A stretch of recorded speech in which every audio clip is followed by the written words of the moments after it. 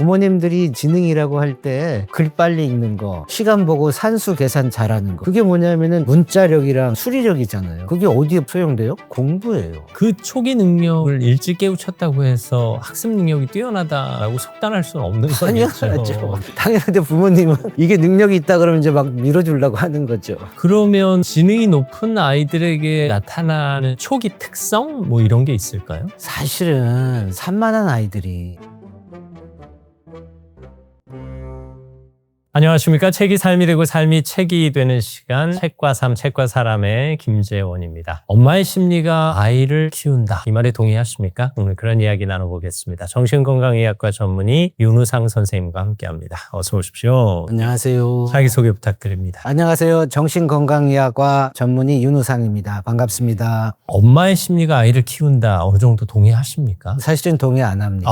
그러세요? 엄마가 심리가 좋아야지 아이한테 좋은 영향을 준다. 그건 뻔하잖아요. 남편이 마음이 좋아야지 아내도 좋고. 그런데 그게 너무 과잉돼 있어요. 책 제목을 엄마 심리 수업으로 한 게 심리학이 너무 과잉돼서 엄마가 화를 내면 아이가 문제가 된다 이러면서 엄마들이 자기의 심리가 문제가 있는 게 아닌가를 고민하면서 죄책감에 시달리고 자연스럽게 아이를 못 보는 거예요. 사실은 엄마의 심리가 아이한테 당연히 영향을 주죠. 아빠는 안 주나요? 할머니는 안 주나요? 할아버지는 안 주나요? 친구는 안 주나요? 학교 선생님은 안 주나요? 다 주죠. 근데 왜 오직 엄마만 가지고 그러지 말자 그러니까요. 하는 그런 의미였었어요. 사실은. 엄마 심리 수업이 꽤 오래 인기를 끌고 있어요. 그 내용은 자연스럽게 키워라. 죄책감 갖지 말고. 그게 핵심입니다. 사실 내가 뭘 잘못했는지 이런 얘기의 차원에서 엄마들이 많이들 불안해하세요. 우리 아이가 또래보다 뒤처지면 어떡하지? 초등학교 1, 2학년 애들을 볼게요. 어떻게 다 똑같아요. 근데 다 똑같은데 한두 명이 올라가면은 이 똑같은 애들이 어떻게 돼요? 다 뒤처진 아이가 되는 거란 말이에요. 사실 이 아이들이 보통이고 한두 명이 탁월한 그렇죠. 건데 이 아이들을 열등생으로 만들어버리는 거잖아요. 그러니까 다 영어학원 보내. 왜냐하면 영어 한두 마디 하는 아이에 보면 내 아이가 떨어진단 말이에요. 불안이 올라오는 거죠. 그러니까 영어를 가르쳐야지 되고. 사실은 평균인데 지금 그 월등한 교육을 많이 시키잖아요. 자녀가 하나니까. 상대적으로 떨어지게 되니까. 그 불안 때문에 계속 아이한테 투자하고 아이한테 달라붙게 되는 거죠. 근데 요즘 한글을 일찍 깨우치는 경우가 많으니까 마치 한글을 일찍 깨우치면 지능이 높은 것처럼 뭐 이렇게 여기기도 한단 말이에요. 이게 어떤 게 올바른 건지. 문자를 빨리 아는 아이들은 문자 지능이 좋은 아이들이. 지능을 통째로 머리가 좋다 이렇게 할 수는 없죠. 물론 종합 능력이 뛰어난 아이들도 있지만 문자도 빨리 알고 숫자도 빨리 알고 이해력도 좋고 다 그런 아이들이 있지만 대개는 문자를 빨리 아는 아이들, 수리 능력이 뛰어난 아이들, 시간을 빨리 보는 아이들, 시계를 늦게 보는 아이들이 있잖아요. 그것처럼 부모님들이 지능이라고 할 때 두 가지뿐이 없어요. 부모님은 글 빨리 읽는 거, 그 다음에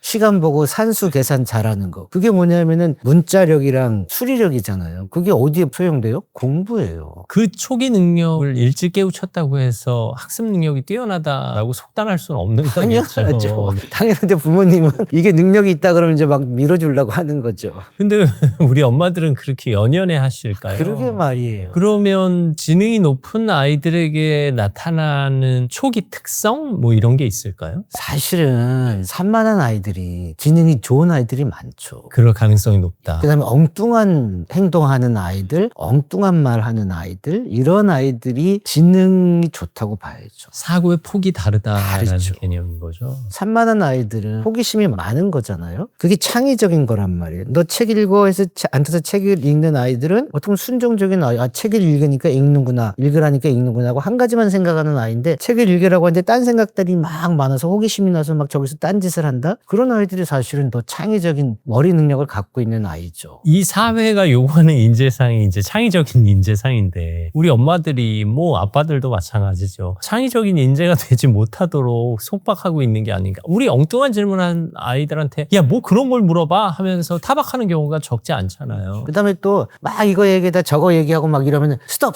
논리적으로 얘기해. 그래. 이거를 다 마무리하고 기술 이런 게 이제 아이 지능을 더 망가뜨리는 거예요. 그러니까 원칙대로 순서대로 가야만 한다고 생각하는. 김지원 아나운서는 이렇게 말 논리적으로 잘하잖아. 이거 좀 배워 하고 막 영상 틀어놓고 가르친다. 초등학교 1, 2학년한테. 아니죠. 그거는 죄악이죠. 그러니까 지금 말씀하신 것처럼 어머님들이 특히 초등학교 들어가기 전 4살부터 보통 초등학교 한 3, 4학년 때까지 그때 이때 완전히 올인을 해버리면서 내 아이가 머리가 좋은지 아니면 뭐가 문제가 있는지 특출난지 아니면 뭔가 떨어지는지에 너무 집중을 하셔가지고 그거를 교정하려고 하거나 그거를 밀어주려고 하거나 아직 때가 아니잖아요. 만약에 아나운서님이 지금 열심히 하는 엄마 밑에 있으면 오히려 이렇게 못 컸을 수도 있어요. 그래서 지금 말씀하시니까 생각나는데 엄마는 저한테 책을 읽어라 어디 학원을 가라 뭐 이런 요구는 안 하셨고요. 그냥 엄마는 저랑 얘기하는 걸 좋아하셨어요. 그래서 엄마가 저한테 얘기를 많이 해주셨고 저도 그냥 엄마랑 얘기하는 건 편안했고 해서 아마 엄마가 어린 시절 제가 기억 못하던 뭐 이를테면 6세 이전 3세 이전에도 저와 대화를 많이 하셨기 때문에 알게 모르게 저에게 언어적 능력이 탑재되어 있는 게 아닐까 그럴 싶기도 수 해요. 있죠. 만나는 거거든요. 그냥 자연스럽게 아이 수준에서 만나고 엄마는 엄마 마음을 같이 나눠주고 이것이 가장 좋은 지능 교육이라고 할 수 있는 엄마가 엄마로서 아이랑 자연스럽게 만나는 거. 네. 근데 자연스럽게 만나야 되는데 지금 문제 엄마들은 어떤 엄마냐면 이 자연스러운 만남 속에 뭔가 교육이나 가르침이나 성장이나 이런 키워드를 집어넣고 만나는 거예요. 말을 할 때도 아이가 말을 좀 더 논리적으로 잘하게 해야지 하고 엄마가 그런 식으로 아이랑 대화하려고 해요. 이거는 큰 잘못이죠. 목적과 의도가 있으면 안 되는 거죠. 그러네요. 그건 엄마와 아이의 대화가 아니라 선생님과 아이의 대화인 거잖아요. 그런데 엄마들이 내 아이를 잘 키우겠다 알게 모르게 아이의 만남 속에 그런 것들이 들어가 있단 말이에요. 그러면 내 아이를 창의적인 아이로 키우려면 어떻게 해야 돼요? 이게 어떻게 보면 창의적인 건 이미 탑재되어 있는 게 아닌가, 선천적인 게 아닌가 싶기도 한데. 창의적인 거가 아이마다 다를 수는 있죠. 사람마다 더 창의적인 사람이 있고 덜 창의적인 사람은 있긴 있지만. 그리고 창의의 영역도 다르잖아요. 그렇죠. 이 분야에서 창의적일 수 있고 저 분야에서 창의적일 수 있고 한 거잖아요. 아주 내성적인 사람이 뛰어난 예술 감독이 되거나 다 다를 수 있잖아요. 창의적이라고 하는 게. 그런데 훨씬 더 뛰어난 창의력을 갖고 있고 조금 덜 뛰어난 창의력을 갖고 있다고 해도 사람은 다 창의적이에요. 누구나 다. 애들 보세요. 꼬마 아이들 보세요. 다 창의적이에요. 창의적이 아닌 아이들이 어디 있어요. 정말 문제 있는 아이들 빼놓고 다 창의적인데 제가 생각할 때는 이거를 엄마가 아이의 창의성을 오히려 막는 경우가 많죠. 왜? 잠재의식 속에 엄마의 마음속에 창의성의 마지막 엔딩, 꼴이 뭘 것 같으세요?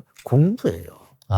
대부분의 엄마들의 최종 목적지. 아이의 지능, 아이의 창의성에 엄마의 잠재의식 속에 있으면 그거를 평가하거나 그거에 관심을 갖고 있는 엄마는 뭐예요? 다 공부랑 연결돼 있다. 잠재의식 속에 있어요. 그러니까 문제가 되는 거예요. 아이의 창의성이 어디로 튈지를 모르는데 그거를 알게 모르게 공부라고만 해놓고서 그쪽으로 몰아가니까 진짜 창의적인 아이들이 점점점 좁혀지는 거죠. 언어, 수리, 암기력으로. 그리고 1시간, 2시간, 3시간 앉아있는 훈련을 하고 거기서 수리와 언어로만 제한된 창의력을 발휘하니까 오히려 더 창의적인 능력이 있는 아이들을 막아버릴 수가 있는 거죠. 그런 우화가 생각나네요. 하늘을 나는 독수리가 멋있어 보여서 자기 자식에게 나는 법을 가르치고 바다를 헤엄치는 고래가 멋있어 보여서 헤엄치는 법을 가르치고 그리고 그 육지를 걸어다니고 뛰어다니는 사자가 멋있어 보여서 달리기를 가르쳤더니 자기 아이가 오리가 됐다.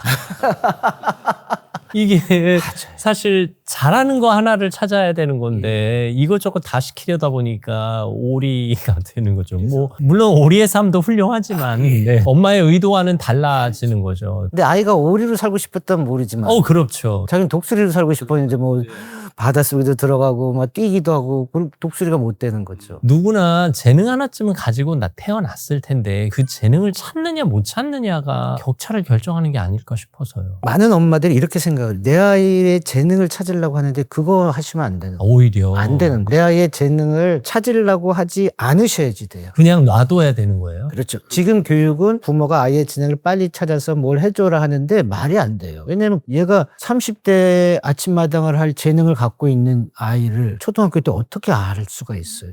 얘가 나중에 아나운서로 크게 성장해서 대한민국의 수많은 사람의 위로와 위안을 줄 아이의 재능이 있다는 걸 어떻게 알겠어요. 지금 열심히 달리기 하고 있는 애인데. 근데 달리기 하는 애가 나중에 훌륭한 아나운서가 될 수 있는 거란 말이에요. 아주 조용히 책만 읽는 아이가 나중에 훌륭한 깨금이 될 수도 있단 말이에요. 그걸 어떻게 재능을 초등학교 때 찾아주냐고요. 재능을 중학교 때 찾아요? 고등학교 때 찾아요? 아니잖아요. 다 초등학교 전후에 다 엄마들이 몰려있단 말이에요. 사실 저는 이 재능을 갖고 있다는 걸 회사 들어와서 알았으니까. 제가 이 분야에 재능이 있으리라고는 상상도 못했죠. 저는 내성적인 아이였으니까. 그리고 심지어 입사했을 때조차도 나는 아침마당 같은 건 못 못하고 그냥 뉴스를 하면 좋겠다. 방송에 나오는 게 좋으니까. 물론 궁극적으로 이제 MC가 꿈으로 바뀌었지만 제가 이런 토크쇼를 진행할 수 있는 성향이라고 생각해 본 적이 없기 때문에. 그러니까 이게 나중에 발견된 거예요. 이걸 어떻게 초등학교 때 아냔 말이에요. 모르죠. 그런데 알았다고 그거를 몰아줘요? 말도 안 되는 거예요. 그렇기 때문에 사실은 가장 좋은 엄마는 특히 초등학교 때까지는 정말 안 건드리는 거예요. 심지어 저는 엄마가 일찍 돌아가셨어요. 13살 때 돌아가셨기 때문에 이제 아무도 저를 안 건드리셨죠. 그래서 제가 그냥 그대로 제가 원하는 대로 자랐죠. 저희 엄마도 저를 안 건드렸어요. 여기 책에도 나왔는데 정말 맞아요. 정말 놔두셨어요. 이게 방치가 아니라는 거. 그렇죠.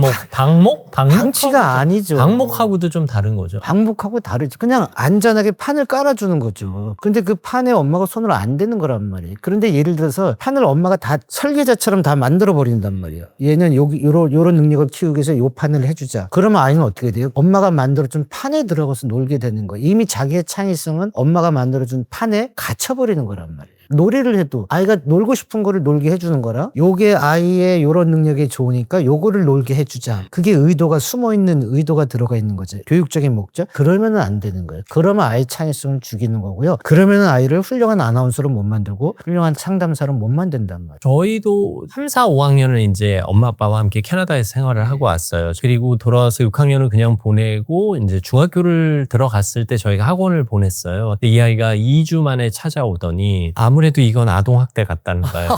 그냥 학교에서 7시간 공부를 했는데 학원 가서 5시간 공부를 하고 집에 와서 3시간 숙제를 해야 되는 상황은 다시는 이해가 안 간대요. 그래서 자신이 알아서 할 테니까 학원을 안 가게 해달래요. 그래서 그러라고 했어요. 그랬더니 그냥 곧잘 학교 생활 열심히 했어요. 근데 이 아이만 학원을 안 가니까 학교에 필요한 과외 활동에 다 이 아이가 동원되는 거예요. 뭐 이를테면 과학경진대회도 대표로 나가야 되고 뭐 무슨 실험대회 있으면 대표로 나가야 되고 뭐 영화 한 편을 제작해야 되는데 그럼 이 아이가 단편 영화 제작반에 들어가고 방송반에 일손이 필요하면 또 이 아이가 방송반에 들어가고 그래서 마치 외국 학교 다니는 것처럼 열심히 다녔어요. 그리고 이제 결국은 뭐 고2 말에 가면서 한두 과목 과외를 하게 해달라고 해서 그때 가서 사교육을 처음 했는데 그냥 곧잘 자기 영역에서 지금 직장 생활하면서 잘 다니거든요. 근데 그때 사교육을 안 받게 해준 엄마 아빠에게 고마워해요. 그래서 어느 정도 그냥 그 테두리에서 그 아이가 원하는 대로 해주는 게 맞지 않을까 하는 생각은 저도 하고 있어요. 그게 제일 현명한 지혜로운 부모의 태도라고 저는 생각을 해요. 그게 제일 좋은 자녀 교육이라고 생각을 하죠.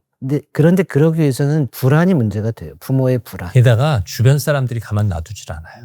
너 미친 거 아니야? 네 애 학원 보내면 공부 잘하래야. 근데 얘를 왜 여기에 이렇게 방치해? 하고 주변 친구들이 특히 애엄마 친구들은 거의 난리도 아니었어. 근데 어떻게 버티셨어요? 그냥 뭐 아이가 원하는 대로 해주다 보니까. 불안이 높은 부모님들은 그렇게 하기 쉽지 않거든요. 결국 엄마가 자신의 마음을 어떻게 관리하느냐도 중요한. 그렇죠. 그런데 그게 또 쉽진 않은데 제가 볼 때는 자녀 교육을 가장 잘 하려고 한다고 하면 엄마의 불안을 자꾸 엄마가 도리도리하고 덜어내는 게 필요하죠. 학원을 안 다니겠다고 해서 안 다니게 해놓고 계속 불안해하면 어떻게 되겠어요? 불안한 눈으로 보면서 너 다녀야 되지 않겠니? 계속 이러면 좋은 게 아니란 말이죠. 아이도 불안해지고. 그렇죠. 그럴 바엔 엄마 나 갈게 이러해버리니까 차라리 결정을 하면 자꾸 내 마음을 하고 아무렇지도 않게 내 마음을 달래야지. 그게 사실은 어렵죠. 사실 이제 와서 오늘 이 영상을 보고 그래 자녀 교육에 대한 태도를 바꾸리라 하는 엄마들이 있을 수도 있어요. 근데 그 엄마가 이미 자녀에게 상처를 많이 주었단 말이에요. 엄마가 갑자기 돌변하면 아니 우리 엄마가 캐릭터 헷갈리게 왜 이러시지? 뭐 이렇게 나올 수도 있는 거잖아요. 이미 자녀에게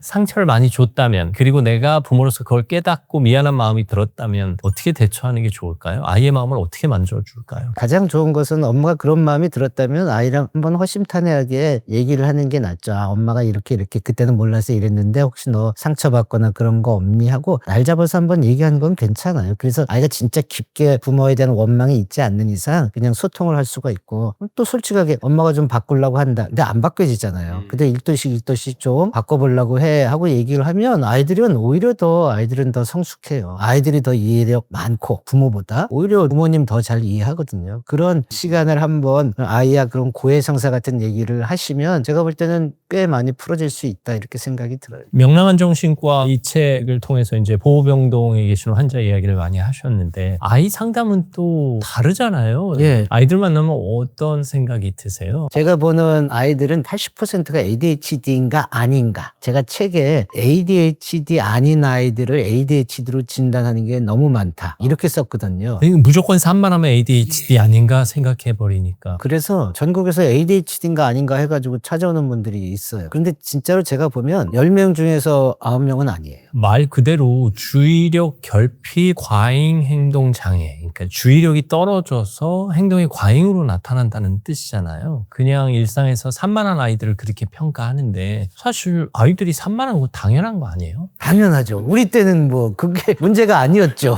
그런데 그게 왜 지금 문제가 되는지 저는 너무너무 안타까워요. 그래서 멀쩡한 아이들이 ADHD 약을 먹고 있거든요. 주의력 문제가 있어서 과잉행동 장애 이렇게 말씀하셨는데 사실은 과잉행동 때문에 주의력이 떨어진다고 보는 것이 원칙이에요. 그럴 수 있군요. 왜냐면 아이들은 과잉 행동하는 게 정상이에요. 그런데 지금 조금만 과잉 행동하면 ADHD로 넘어가는 아이들이 너무 많아서 안타깝죠. 물론 병원에 데리고 가면 선생님이 정확한 진단을 내려주시겠지만 집에서 아이 저거 걱정할 정도 아니야 라고 안도할 수 있는 기준이 있을까요? 기준은요, 엄마 마음이에요, 사실. ADHD 진단의 객관적인 진단이 사실은 없어요. MRI처럼 딱 찍어서 얘는 ADHD 아니다. 이렇게 진단을 내릴 수가 없어요. 다 보고서, 엄마의 보고, 아이의 보고. 그런데 초등학교 1학년 아이가 얼마나 많이 잘 보고를 하겠어요. 검사를 하는데 애로 안 하면 어떻게 돼요? 그러면 또 결과가 그렇죠. 제대로 안 나오죠. 그게 제일 문제예요. FM 스타일의 엄마가 볼 때는 과잉행동 장애라고 얘기할 수 있고 냅두는 엄마 입장에서 볼 때는 제 문제 안 돼. 이럴 수 있고요. 많은 엄마들이 얘는 ADHD 같아 얘기하고 많은 아빠들은 왜 멀쩡한 아이를 그러냐 이렇게 얘기를 해요. 그래서 ADHD 진단을 기준을 내린다고 하면 선생님, 엄마, 아빠, 할머니, 그 다음에 이모들이 봐서도 얘는 문제가 있어 할 때 ADHD가 아닐까 생각을 하는 게 낫지. 제일 문제는 뭐냐면요. 그냥 지금 아이들 초등학교 1학년 아이들 20명이에요. 선생님이 아주 FM 스타일이에요. 선생님이 뭐라 그런 건 아니에요. 근데 아이가 남자아이가 유독 나대요. 선생님 몇 번 말해요. 요새는 못 때리잖아요. 혼도 못 내잖아요. 야단도 못 치잖아요. 조절이 안 돼요. 그럼 어떻게 돼요? 선생님이 어쩔 수가 없으니까 엄마한테 혹시 상담사 한번 가보세요. 그 상담사를 데려가잖아요. 그럼 대충 검사해요. 근데 거기는 과학적으로 검사한다고 하지만 객관적이지 않으니까 아이가 그때 어떻게 반응할지도 모르고 2시간 만에 아이를 ADHD라고 진단 내려요. 선생님도 결정하기 어려워요. 그러니까 약을 드시든지 마시든지 이렇게 얘기하는 경우가 많아요. 그럼 약을 줄까요 말까요? 지금 사실은 ADHD의 많은 부분이 그 영역 속에 있어요. 그 범주 안에서 ADHD 진단을 받는 경우가 적지 않다 이런 이렇게 보면 말씀이시네요. ADHD고 이렇게 보면 아닌 거예요. 지금 말씀하신 것도 이제 엄마가 우리 아이가 산만한데 여보 우리 아이 산만한 것 같아 했을 때 아빠가 뭘 내가 보기엔 정상이구만 괜찮아 저 정도면 그래? 엄마 우리 애 이상하지 뭘 야 할머니가 보기엔 정상이다 야 이러면 정상이에요. 이게 엄마 마음이 조금 오작동한 걸 수 있다는 그렇죠. 이를테면 양가 할아버지 할머니 심지어 아버지 그리고 주위의 다른 동네 엄마들은 다 괜찮다고 하는데 엄마만 좀 불안하게 느낀다. 그럼 엄마의 오작동의 가능성이 높다. 근데 거기 플러스 알파가 선생님의 영향이 있죠.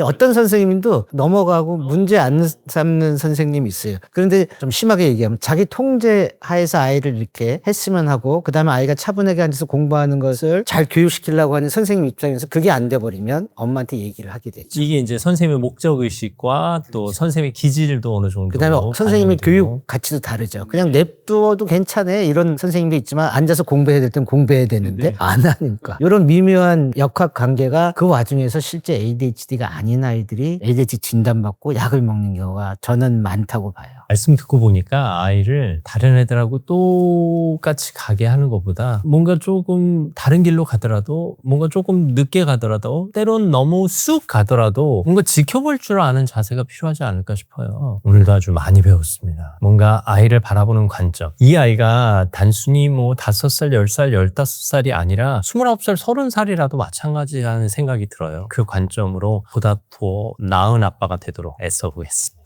많이 배웠습니다. 명랑한 정신과의 저자 정신건강의학과 전문의 윤우상 선생님과 함께했습니다. 오늘 말씀 감사합니다. 감사합니다. 우리가 불안 없이 살 수는 없습니다. 하지만 적절한 불안은 우리의 삶을 도와주지만 과도한 불안은 누군가를 망칠 수 있다는 것. 그리고 그 망침의 대상이 내 자녀가 될 수 있다는 것 잊지 않으셨으면 좋겠습니다. 저는 다음 시간에도 여러분 곁에 있겠습니다. 오늘도 감사합니다.